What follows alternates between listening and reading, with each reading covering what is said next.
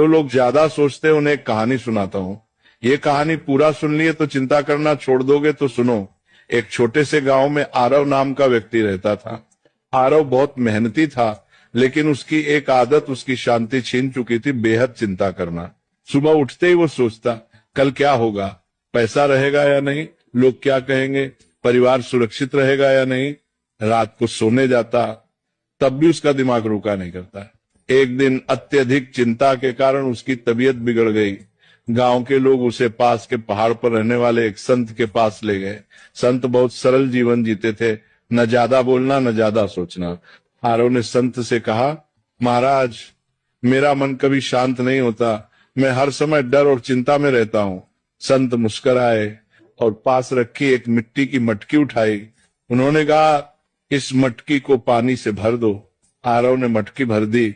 फिर संत बोले, अब इसे सिर पर रखो और चलो, लेकिन एक शर्त है, अगर एक बूंद भी गिरी तो तुम असफल हो जाओगे। आरव पूरी तरह मटकी पर ध्यान लगाकर चलने लगा। रास्ते में लोग उससे बातें करते रहे, आवाजें आती रहीं, लेकिन आरव ने कुछ नहीं सुना। वह सिर्फ मटकी पर ध्यान देता रहा।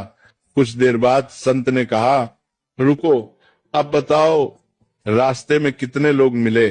आरव बोला, महाराज, मुझे कुछ पता नहीं, मैं तो बस मटकी बचाने पर ध्यान दे रहा था। संत ने शांत स्वर में कहा, यही संत होने की शुरुआत है।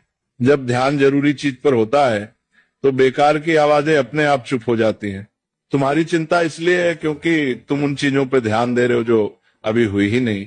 फिर संत ने आगे कहा, जो तुम्हारे हाथ में है कर्म, उसे ईमानदारी से करो। जो तुम्हारे हाथ में नहीं, भविष्य से भगवान पर छोड़ दो।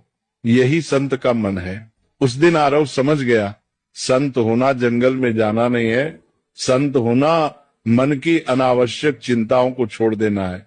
धीरे धीरे आरव ने चिंता कम की, वर्तमान में जीना सीखा, और वही व्यक्ति जो कभी बेचैन रहता था, अब दूसरों को शांति की सीख